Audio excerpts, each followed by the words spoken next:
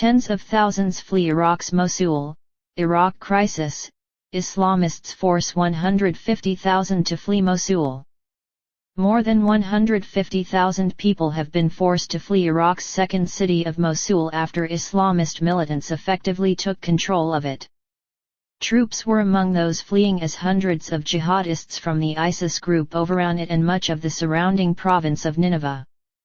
Iraqi PM Nouri Maliki responded by asking Parliament to declare a state of emergency to grant him greater powers.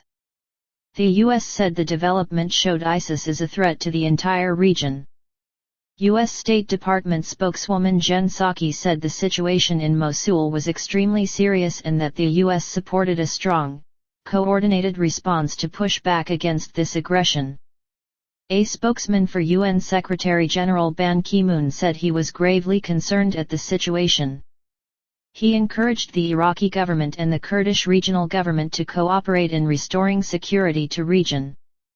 Kurdish Appeal residents said jihadist flags were flying from buildings and that the militants had announced over loudspeakers they had come to liberate Mosul.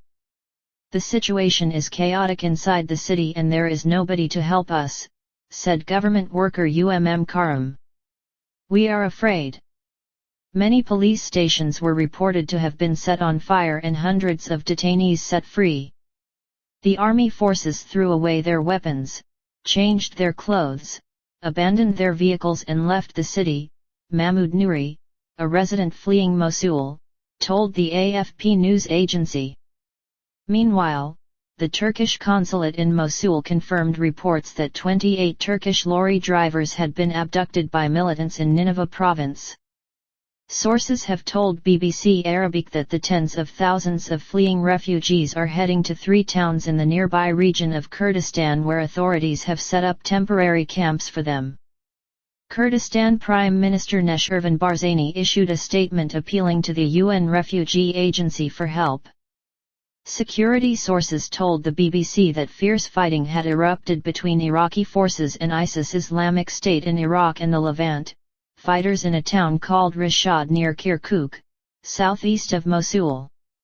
There were also reports that jihadists had seized other areas of Kirkuk and 2 towns in the neighboring Salaheddin province. In a televised announcement, Mr. Maliki said that security forces had been placed on a state of maximum alert. He also said he had asked Parliament to declare a state of emergency, which would broaden arrest powers and allow curfews to be imposed, and a general mobilization of civilians.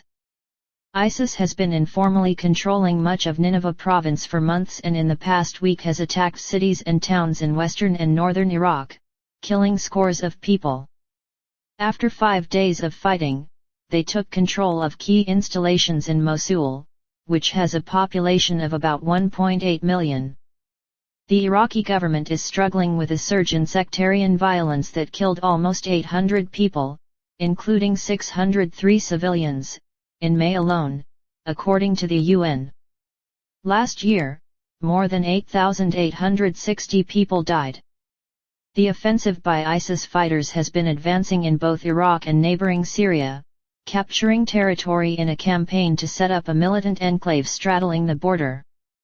Parts of Ramadi, the capital of Anbar province, and much of the nearby city of Fallujah have been under the control of ISIS and its allies since late December, something that Mr. Maliki has been unable to reverse.